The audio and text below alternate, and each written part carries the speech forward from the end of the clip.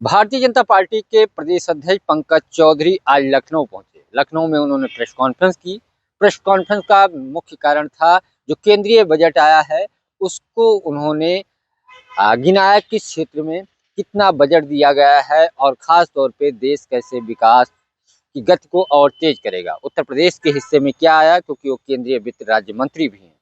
लंबा चौड़ा उन्होंने एक तरीके से बजट को लेकर के अपनी बात रखी, लेकिन एक बड़ी बात उन्होंने यही की जो पिछले दिनों उत्तर प्रदेश सरकार के जो मंत्री हैं, सिंचाई मंत्री और जो विधायक थे, उनके बीच ब्रजभूषण राजपूत के बीच जो नोकझोंक हुआ था, जो एक तरीके से ये कहा गया कि विधायक ने मंत्री को बंधक बना लिया, उसको लेके भी सवाल पूछे गए।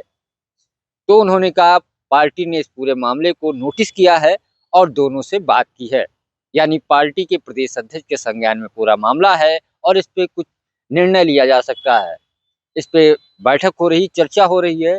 क्योंकि वो बाहर थे, दिल्ली में थे, केंद्रीय बजट आना था, इस नाते वो लखनऊ में नहीं थे। लेकिन जब लखनऊ पहुंचे तो ये बात उन्होंने की। फिलहाल पंकज चौधरी संगठन महामंत्री धर्मपाल सिंह के साथ बैठक किया और बैठक में क्या बात हुई ये अभी बाहर निकल करके नहीं आया। लेकिन जिस तरीके से में हुई, खास तौर पे जो एक पार्टी के पूर्व प्रदेश अध्यक्ष भी रहे हैं स्वतंत्र देव सिंह, इसमें उत्तर प्रदेश सरकार में मंत्री हैं, योगी के पहले कार्यकाल में भी मंत्री थे और दूसरे कार्यकाल में भी मंत्री हैं। उत्तर प्रदेश के ताकतवर नेता माने जाते हैं, संगठन से सरकार तक उनकी पकड़ है।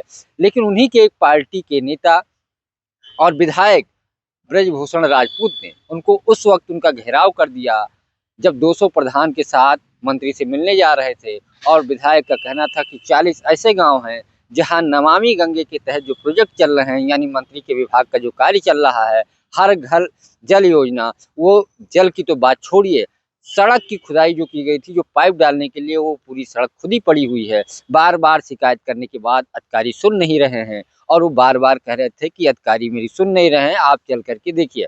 हालांकि मंत्री का बयान उस वक्त वीडियो में आया था, साफ नजर आ रहा था। मंत्री ने बोला चलिए हम 40 गांव चलते हैं, लेकिन विवाद इतना बढ़ गया कि मंत्री ने अब विधायक को अपनी गाड़ी में बैठाया, डीएम आवास पे पहुंचे, वहां बकायदा गेट बंद करके 200 प्रधानों के साथ मीटिंग हुई और जिसमें मंत्री ने कहा कि इन सभी गांवों को 20 दिन में पूरा करने की बात विधायक की तरफ से की गई कि मंत्री ने आश्वासन दिया। डीएम का बयान आया, डीएम ने तो यहाँ तक कह दिया कि लगभग सारे काम पूर्ण हैं, कुछ काम अपूर्ण हैं, उनको पूरा कराया जाएगा।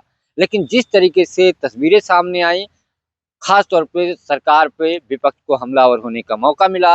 अखिलेश यादव ने लगातार हमला बोला कि विधायक चुनाव हार रहे हैं, इस नाते लड़ाई सामने आ रही है। वो यहाँ तक कहा कि डबल इंजन उत्तर प्रदेश में फेल हो चुकी है, जो डबल इंजन की सरकार है, और सीधे सीधे उन्होंने नमामि गंगे पे भी सवाल उठाया। इस घटना पे बीजेपी की बड़ी फजीयत हुई कि एक के बाद एक घटनाएं उत्तर प्रदेश में बीजेपी और संगठन की जो घट रही हैं वो सरकार के लिए भी चिंता का सबब बन रही है और पार्टी के लिए, क्योंकि चुनाव 2027 का नजदीक है और बीजेपी में सब कुछ ठीक नहीं चल रहा है। कहीं प्रयाग में शंकराचार्य का एपिसोड हो जा रहा है, अधिकारी और शंकराचार्य में टकराव की सामने तस्वीरें आ रही हैं। बनारस में मणिका घाट का जो विवाद है वो लगातार चल रहा है। आज संसद में भी समाजवादी पार्टी के विधायकों ने धरना दिया और उन्होंने ये भी जो मूर्ति तोड़ी हुई है उसका जिक्र किया। दूसरी तरफ जो बरेली के एसडीएम थे पीसीएस अधिकारी अलंकार अग्निहोत्री ने यह कहते हुए इस्तीफा दे दिया कि यूजीसी और शंकराचार्य का अपमान, जो यूजीसी लाया गया है नया कानून, वो सामान्य वर्ग के छात्रों के हित में नहीं है और शंकराचार्य का अपमान किया गया है, इस नाते वो आहत हैं। यही नहीं, अयोध्या जो जिला है, यहाँ के deputy GST commissioner Prashant Kumar Singh ने योगी आदित्यनाथ के पक्ष में इस्तीफा दिया, हालांकि फिर उन्होंने इस्तीफा वापस ले लिया। तो कई सारे ऐसे एपिसोड हैं जो सरकार और संगठन दोनों को एक तरीके से कह रहे हैं, कहा जा रहा है कि सब कुछ ठीक नहीं चला। एक तरफ चुनाव सामने है, दूसरी तरफ बीजेपी में अलग अलग धड़े, अलग अलग लोग, अलग अलग एक तरीके से कह सकते हैं ग्रुप बना हुआ है। एक दूसरे को ग्रुप जो है नीचा दिखाने की कोशिश कर रहा है। समय रहते अगर पार्टी इस पे संतुलन या एक तरीके से कह सकते हैं ये स्थितियां सामान्य नहीं की गई तो 2027 में बीजेपी के लिए उत्तर प्रदेश में मुश्किल पैदा हो सकती है। पंकज चतुर्वेदी, टीवी 9, लखनऊ।